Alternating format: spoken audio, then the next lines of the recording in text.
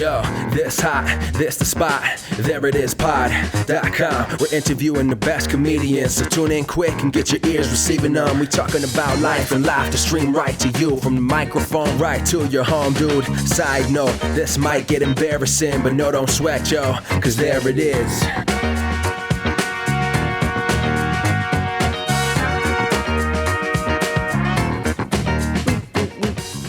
Welcome to the There It Is podcast, a comedy podcast for creators of any variety.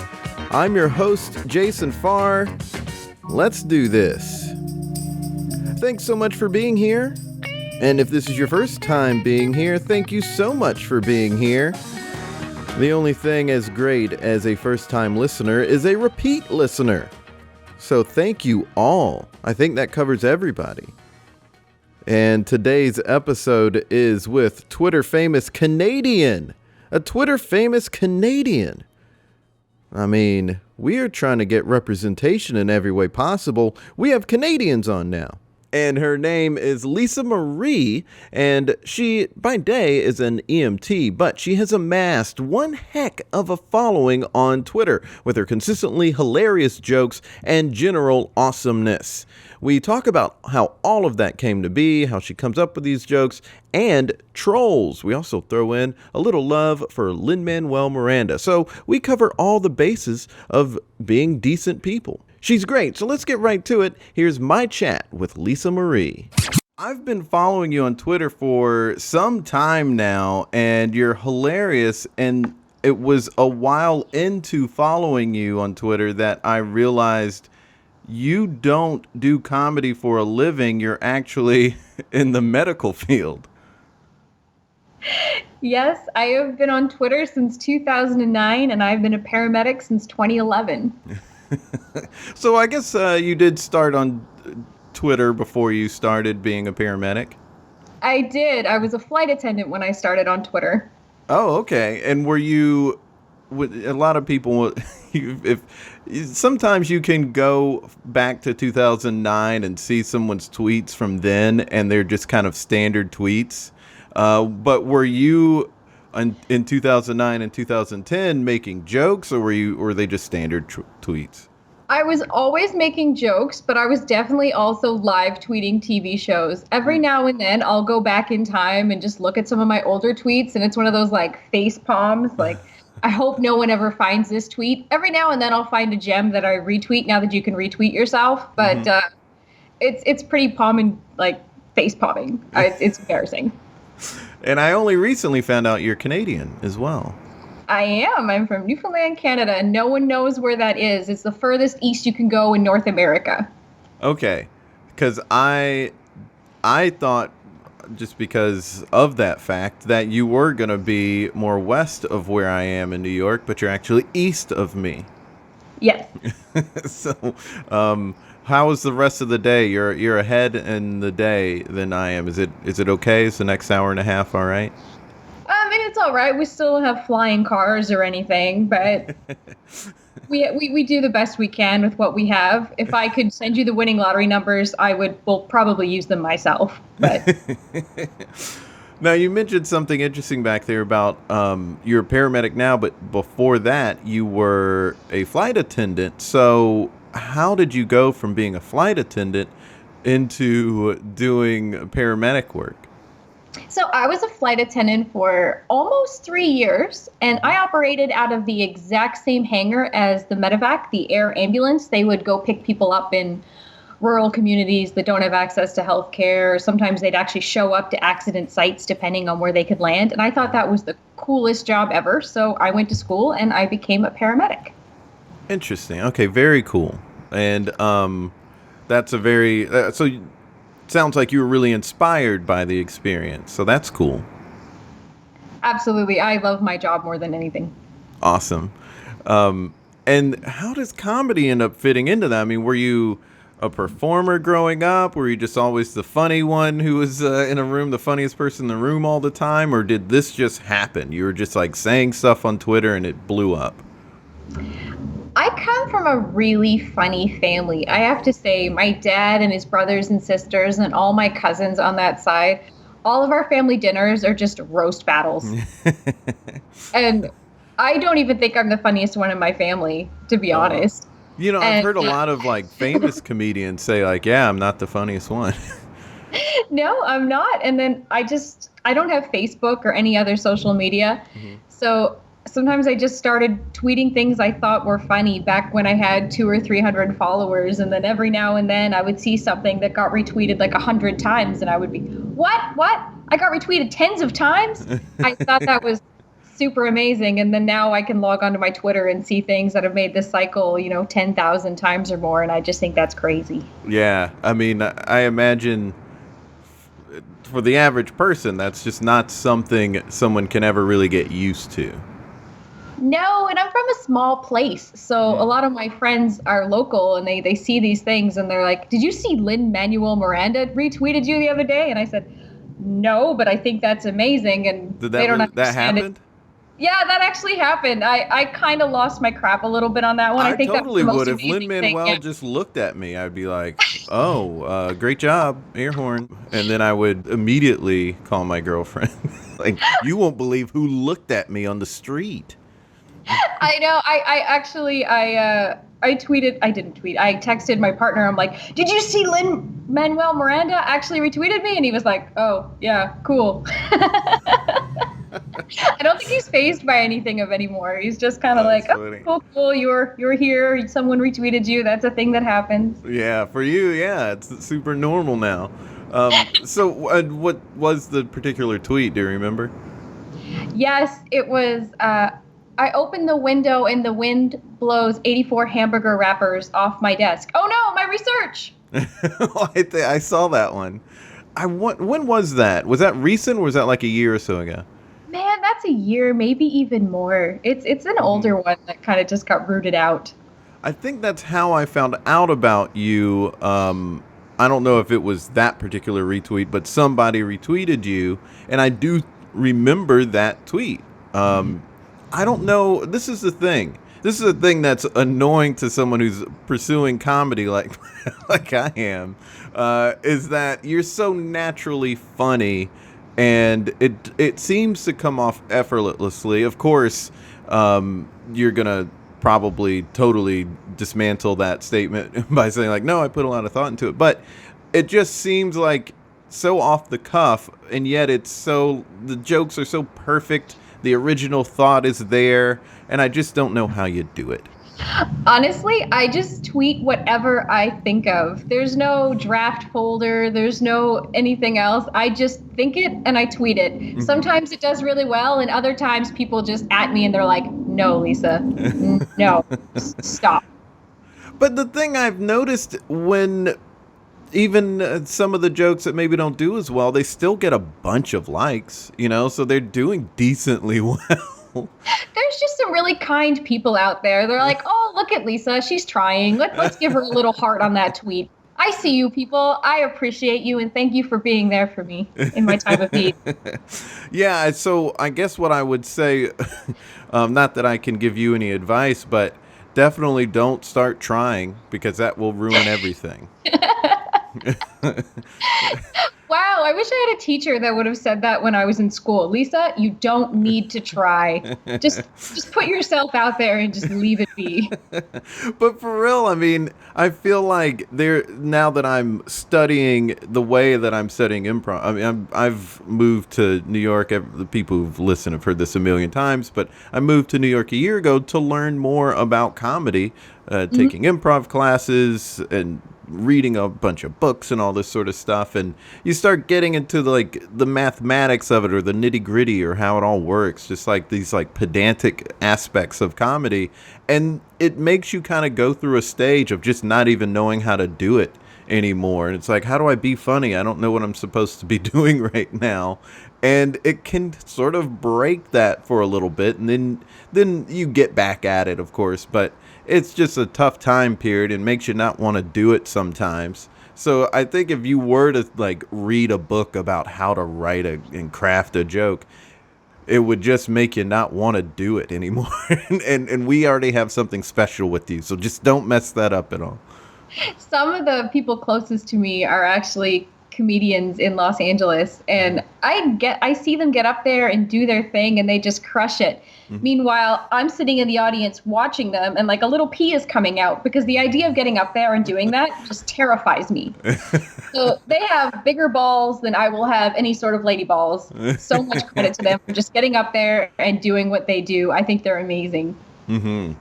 It's very fun and exciting. I am always surprised when someone who's funny says that, though. When they say like, "Oh, I've heard improvisers say, "Oh, I could never do stand up," and actors say, "I could never do improv or stand up. It's too scary."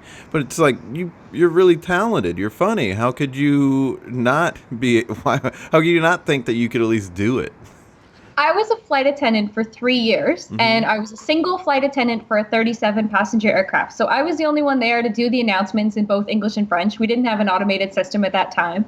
And every time I would do the announcements, I kind of like hid around the other side of the curtain in the galley just so people wouldn't see me doing them. Oh, wow. I remember when I was in training, I was standing there nervous as hell. It was either my first or second day. I'm doing the announcements, and this guy in the front row keeps pointing at his crotch.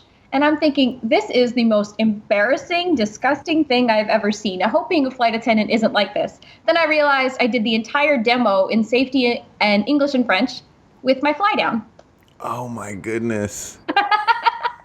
That's what I think of. I think of those times that I did public speaking technically for a living, and I still hated it. I loved my job. I love interacting with people. And I used to throw jokes in there to see if anybody was paying attention. Like in the event of a water landing, the person next to you could be used as a flotation device. Right. And then people would kind of look at me and I'm like, you are paying attention. So maybe that was what started you on a more entertain the masses standpoint when it came to comedy. No one listens to you. I mean, I fly all the time and I don't even pay attention to the person speaking half the time. So I credit anybody who was willing to listen to me when I talked. It was never exciting. I often feel a little guilty, and so I pull out the little safety pamphlet that they have there. I always pull that out when they say to like follow along, and I maybe don't always follow along, but I just feel like I want them to know that I care enough. I guess that's the entertainer in me, like the stage performer in me, who's like, please pay attention, I'm trying. That's the moral support that all those flight attendants need, honestly. Even if I'm not listening to them, I always try to make eye contact with them so they think I am, and I'm looking at them like, I got you. Yeah. I'm listening to you. You do what you need to do. I'm supporting you. I applaud sometimes when they're done, you know. Ask them if they have a tip jar. I've done that occasionally too. It's awkward for everyone. Especially when you applaud when you're done yourself. You know, have you ever applauded yourself? Oh, yeah, I guess I have, but I'm always alone, and so I feel less shame when I'm alone and I applaud myself. I give myself pep talks when I'm alone. Yeah. My favorite one is like, put on pants and reach your potential. My friend Robert texts me that all the time first thing in the morning when he knows I should be up and I'm not. I'll look at my phone and it'll be like, get up, Lisa, put on pants, reach your potential. And I'm like, really do. I do need to put on my pants and reach my potential.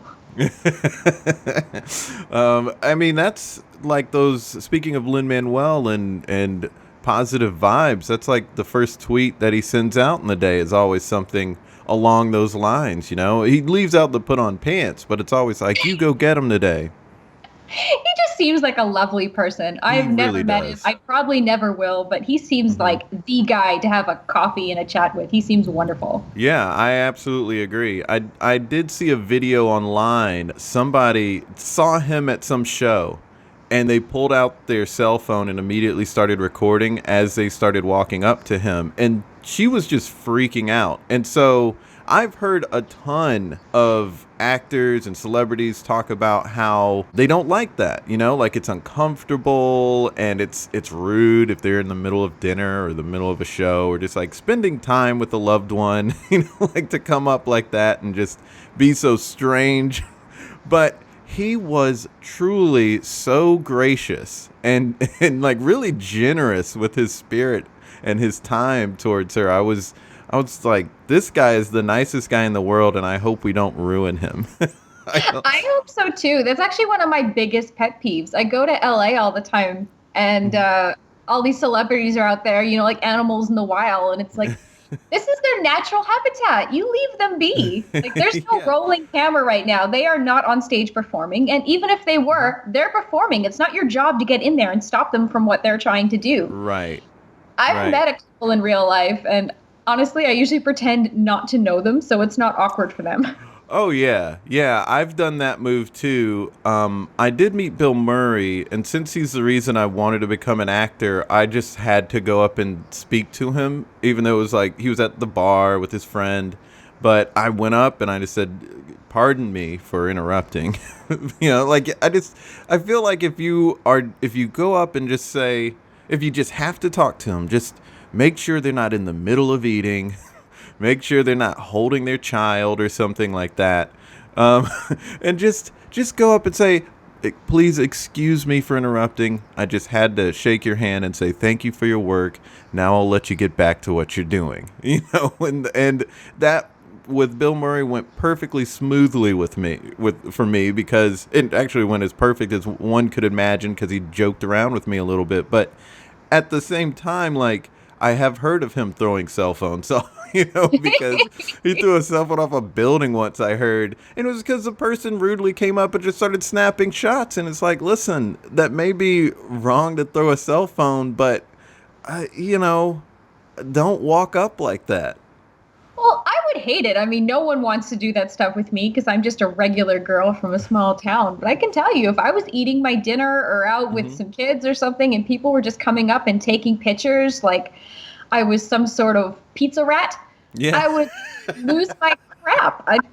This is not your moment to come in on. I love movies. I love Hollywood. I love all that stuff. And I have so much respect for these actors and actresses and the work they do. And as much as I appreciate them, and I hope they know that I appreciate them, if I see them, I'm just going to keep on walking just because I feel like that's the only way I can show how much I do care about them is to just let them do the thing. Yeah, if I make eye contact with somebody, then I will nod, like just a polite hello, but I'll do that with anybody because I'm from the South of America. So, we talk to each other all the time, even if we're complete strangers.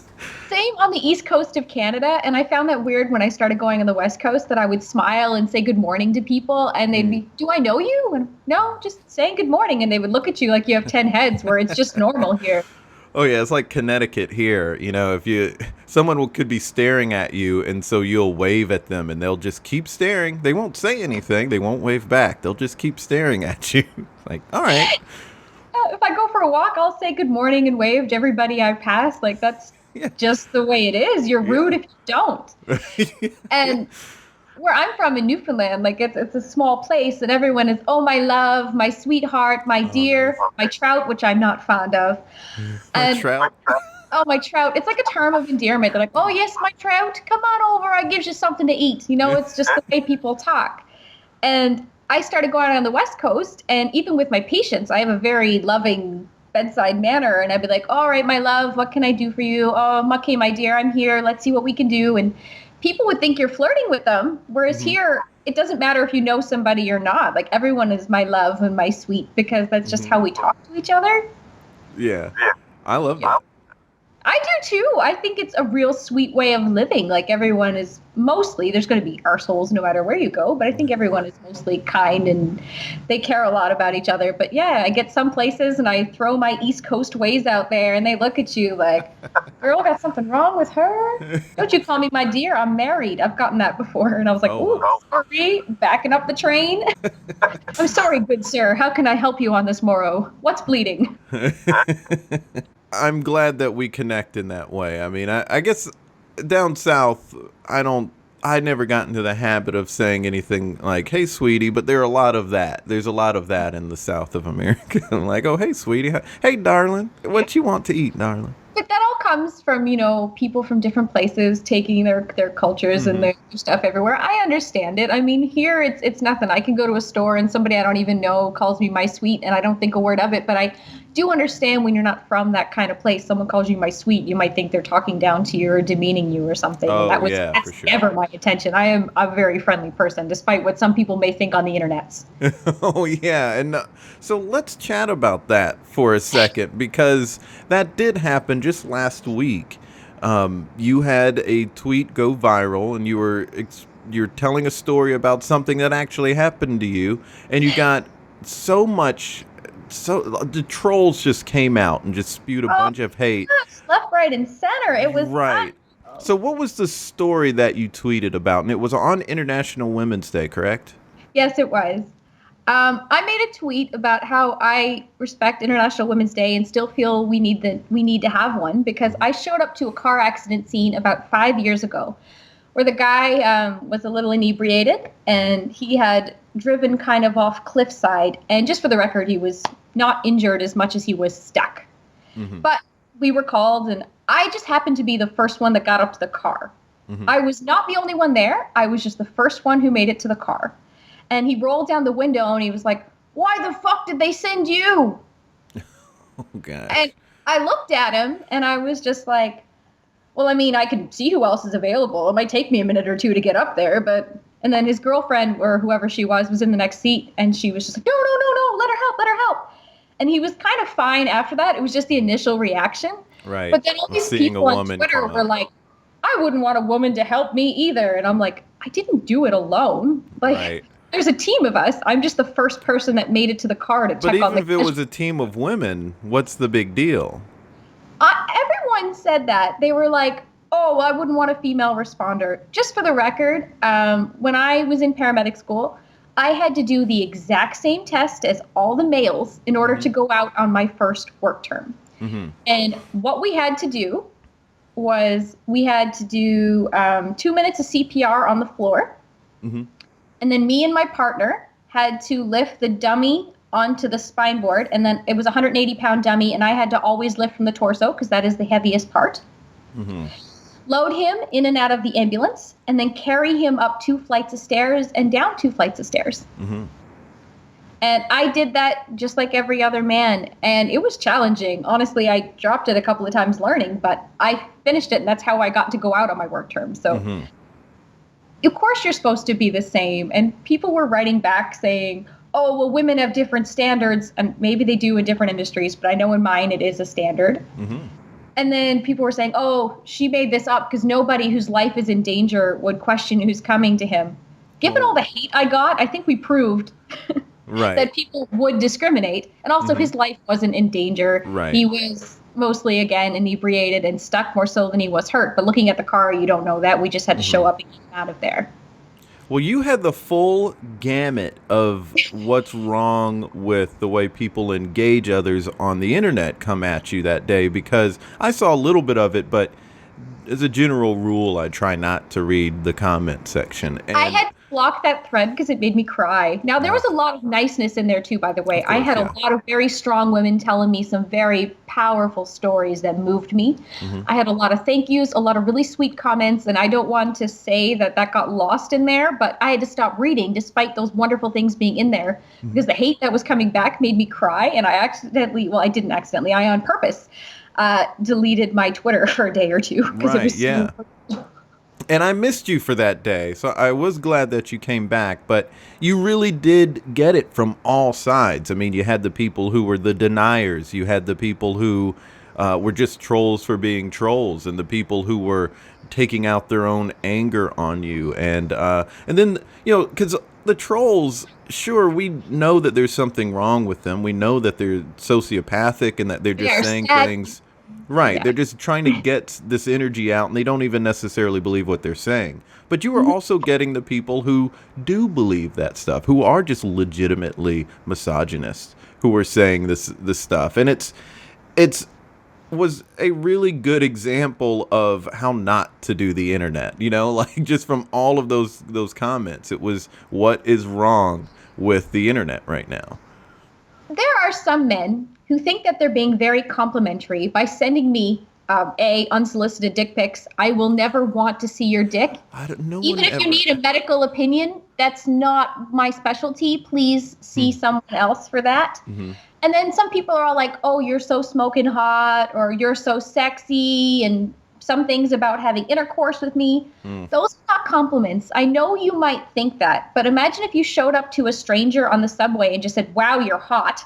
You'd probably get slapped. Or even worse, if you unsolicited took out your dick, you'd get arrested. Right. Like, if It's such a strange thing. Yeah. I mean, you're bringing up a really good point that it's sad that it has to be pointed out, because it should be obvious that you wouldn't say those things to a stranger or do those things to a stranger. And they know that. They know that they wouldn't go up to someone on the street or on the subway and do that stuff. But some of them do because they're mentally ill. There's always going to be those perverts and the exceptions to the rule. But that's my rule. If you wouldn't say it in person to a stranger, what makes it okay to say it to a stranger on the internet?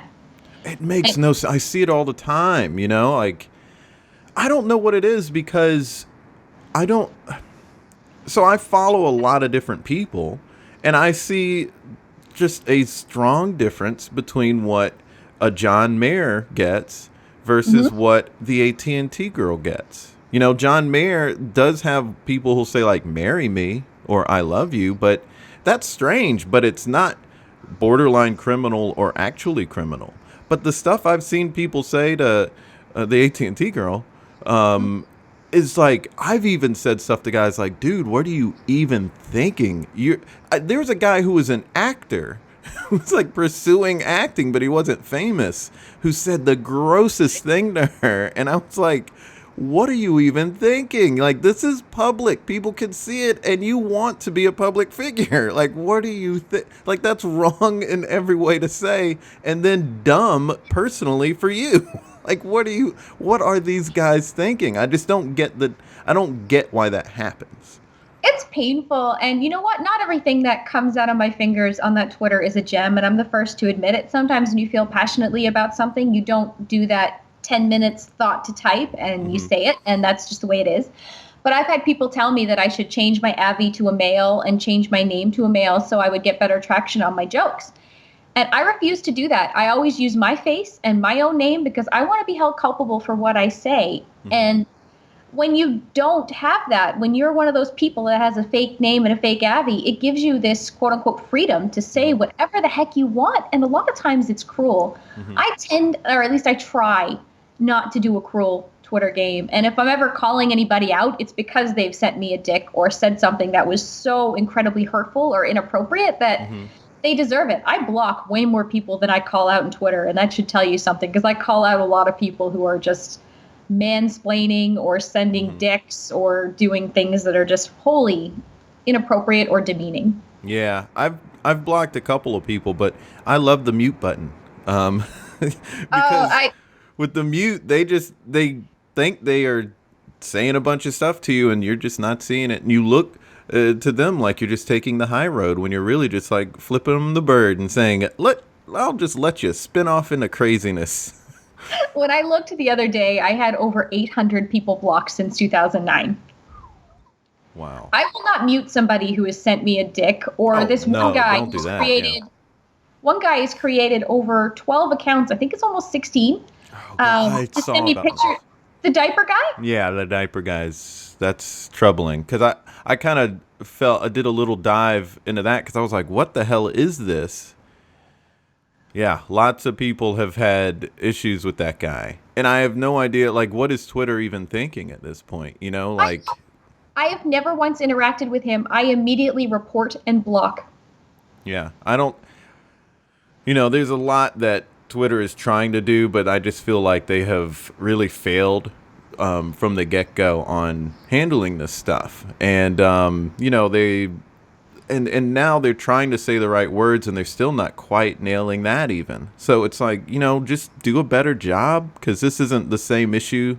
Like, this is a bigger issue on this platform than it is on others. So I don't know what it is about their deal. I haven't had Facebook since about 2012, but I can guarantee you I never got any unsolicited dick pics on Facebook when I had it. I don't know what it's like there now. It could be like landmines of dick pics. I don't know. But whatever it is about Twitter, it attracts a different kind of person. Like they're obviously normal people, but the non-normal people are really attracted to Twitter for some reason, and I don't quite get it. And then the use of bots is really out of hand. And maybe Twitter will do something about it. Maybe somebody will make a better version of the same tool or service, and we'll all switch to that. That's maybe when capitalism can help us out. Like the competition will make them have to get better.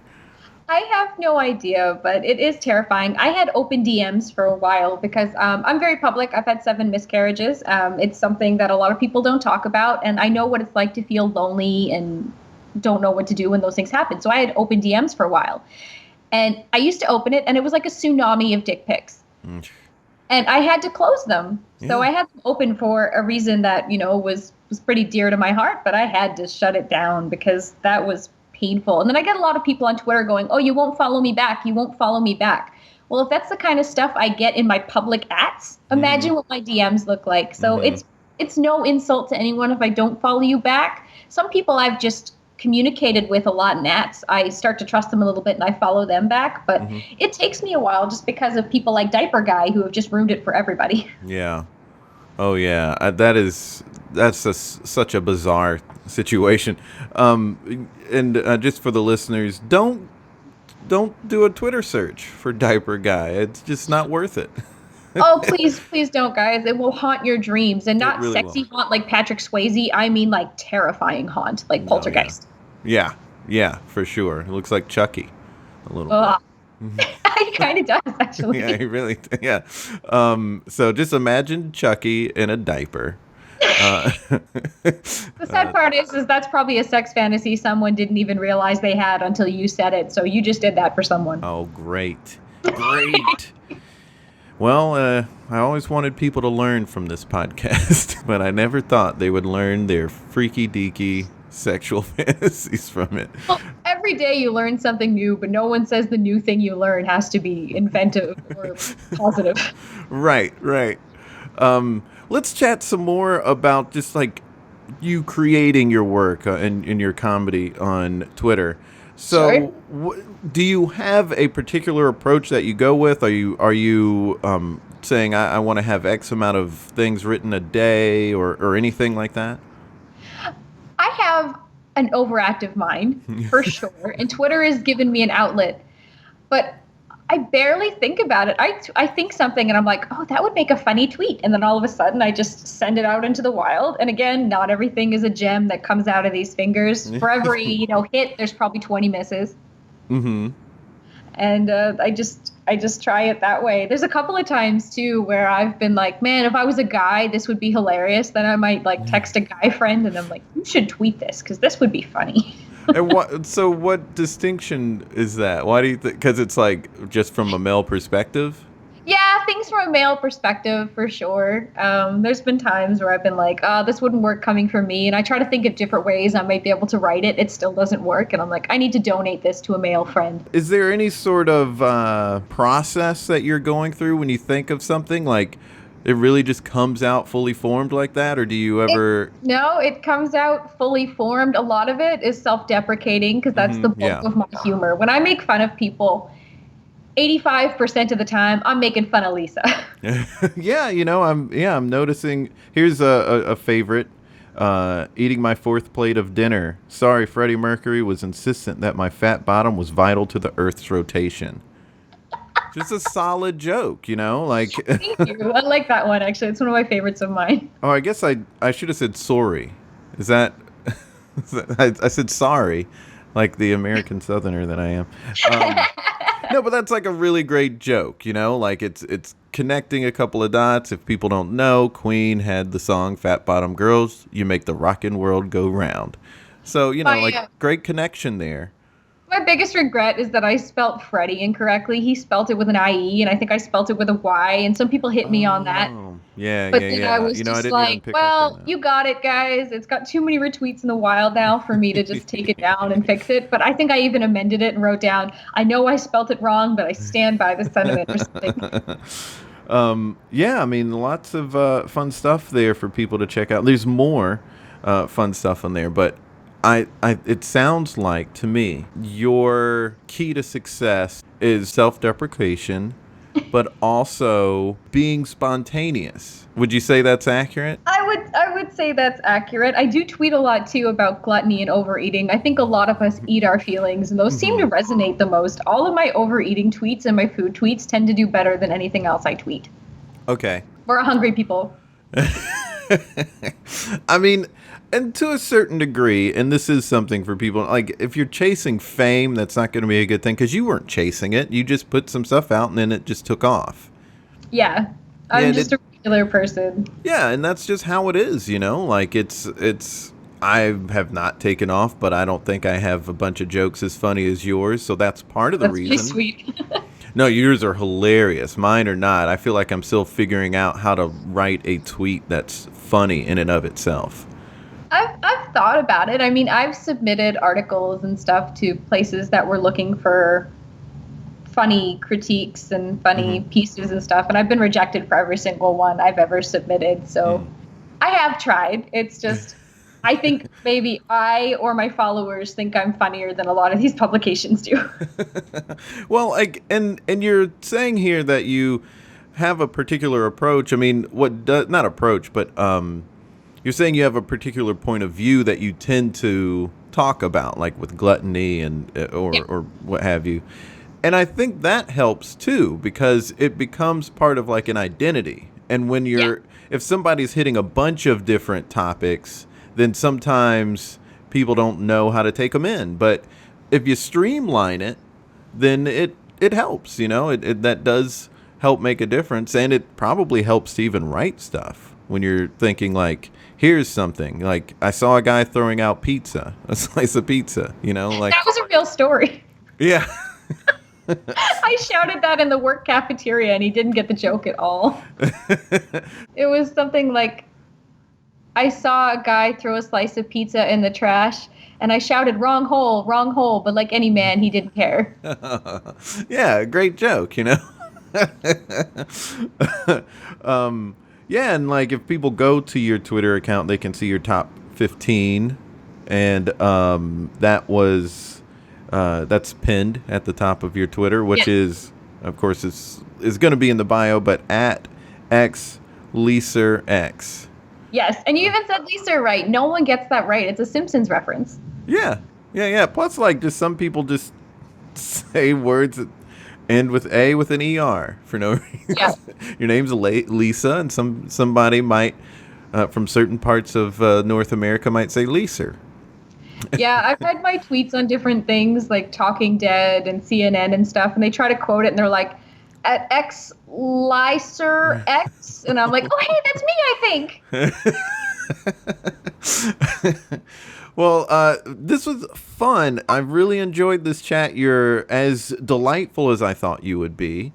Aw, thank you so much. Well, you're very welcome.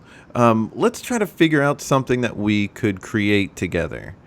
Now, maybe it could be a tweet. Maybe we could come up with an idea for a tweet or like what a tweet could be. So here's something that has to do with food that happened the other day. I saw this the other day with my girlfriend. We were on the train, and some guy tried to start a fight with another guy on the subway car we were on. The other guy was holding like a pizza box. And then also when he got off, the pizza box guy got off the train and was trying to like run away, the really aggressive one threw a bottle of soda at him, or soft drink. I'm from the South. We call it soda. I'm not sure what they call it in East Canada. Pop. Yeah. So maybe there's some sort of joke there about how I was afraid for the pizza the whole time. I thought it was really considerate that the guy threw him a drink to wash down his pizza. See, that's that is sheer kindness that you do not see on the New York subway. It's like, look at this guy. He's got this big slice of pizza, and it's like, do you know what would go well with that? Here's a Coke, and just hurls a bottle of Coke at him, and I think that's a Coke commercial right there. There it is. I think we've got it. That's a great. You, of course, made that funny, and I had just a small idea here. I'm happy with this collaboration, and I hope he used the soda. Otherwise, that was kind of wasteful. I don't think he did, and that was heartbreaking. Aw, that is kind of heartbreaking. I mean, the guy gave him an inch, and he took a Coke. Well, thanks so much for being on the podcast, Lisa. Thank you for having me, Jason. Really great having her on, and I asked her if she had anything she wanted me to send you listeners to, and she said something really nice that I liked, and I'll just let her say it herself instead of trying to rephrase it. Here's Lisa again. Just send in some cheer and some general good vibes, man. Like, not everything needs to be some sort of angry at. You don't need to jump on a bandwagon just because it's going in a destination. Have a staycation. Stay where you are. Be happy. Enjoy being in the moment. I really appreciated that sentiment, and I appreciate her sharing it with us. It's something that's going on now, right? Like people just not being healthy with how they engage using technology, whether they are online or just like, I don't know, shutting themselves away from the rest of the world because they're having their heads buried in technology. Studies are actually being done to show like the effects of technology on us. So hopefully we will get on the right track, but it's going to take a concerted effort from all of us to just behave better, especially online. Now I'm going to make a segue into following us online and interacting with technology, but I'm just going to trust that you're going to be nice about it, all right? So behave, all right?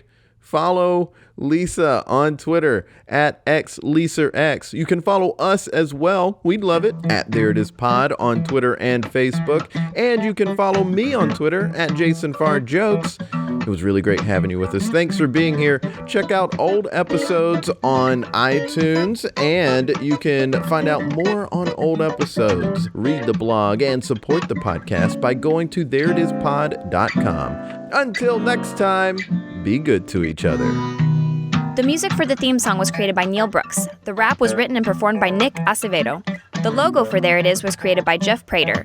The There It Is podcast is produced by Jason Farr.